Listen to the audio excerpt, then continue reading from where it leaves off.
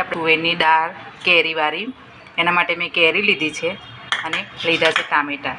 આ થોડી દાળ બફાઈ જાય પછી આપણે કેરી અને ટામેટાં નાખવાના છે. પહેલાં આપણે અહીંયા મેં પાણી ગરમ કરી લીધું છે, એની અંદર આપણે નાખી દઈશું દાળ.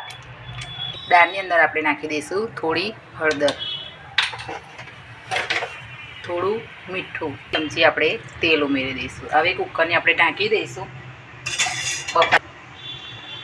હવે બીજી વસ્તુ આપણે બનાવીશું ટીંડોળાનું શાક.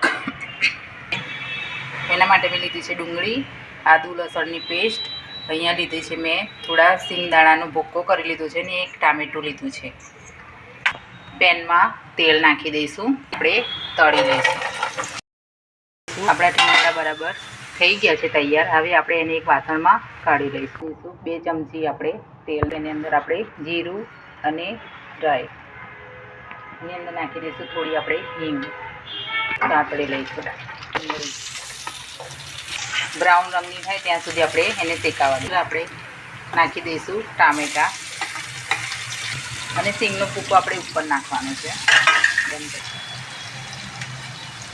હળદર, ધાણા જીરું પાવડર અને થોડું લાલ મરચું નાખી દઈશું. સિંગનો ભૂકો,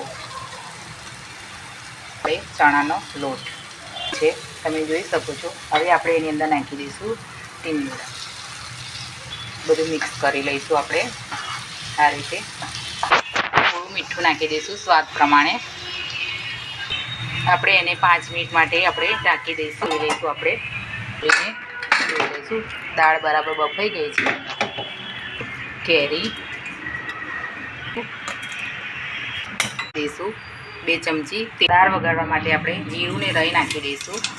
લાલ મરચાં, તેજપત્તા અને ઇલાયચી આપણે નાખી દઈશું. થોડી હિંગ,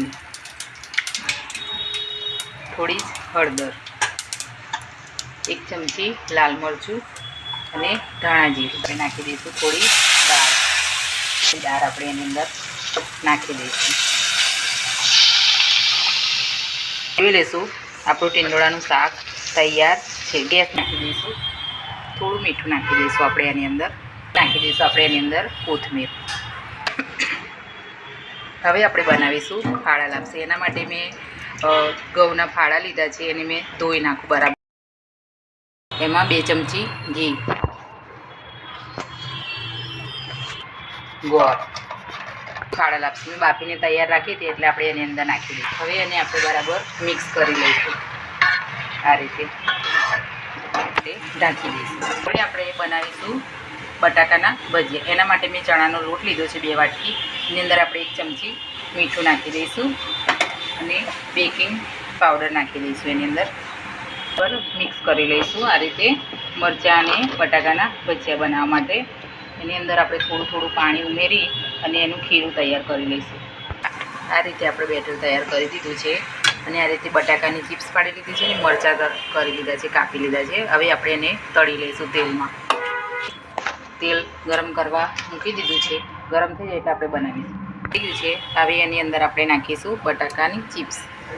આ રીતે દબોળીને એની અંદર નાખવાની છે. એને આપણે પલટી લઈશું આ રીતે.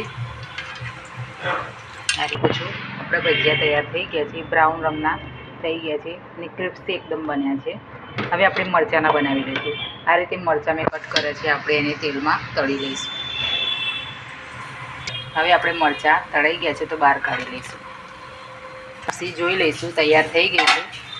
જોઈ શકો છો તમે આ રીતે. એની અંદર આપણે ડ્રાયફ્રૂટ અને ઇલાયચી પાવડર નાખી દઈશું. ગેસ બંધ કરી. આપણું તૈયાર થઈ ગયું છે ગુજરાતી થાળી. એના માટે મેં લાપસી બનાવી છે. અહીંયા ભાત લીધા છે, અહીંયા કાકડી કાપીને મૂકી છે અને બટાકાની મરચાંના ભજીયા બનાવ્યા છે, ટામેટા કેચઅપ મૂકી છે અને અહીંયા ખાટી દાળ બનાવીને મૂકી છે આપણે, અને અહીંયા ટીંડોળાનું શાક બનાવી મૂક્યું છે. પ્લીઝ તમને મારી વિડીયો ગમતી હોય તો એને પ્લીઝ લાઇક અને સબસ્ક્રાઈબ કરવાનું ભૂલતા નહીં.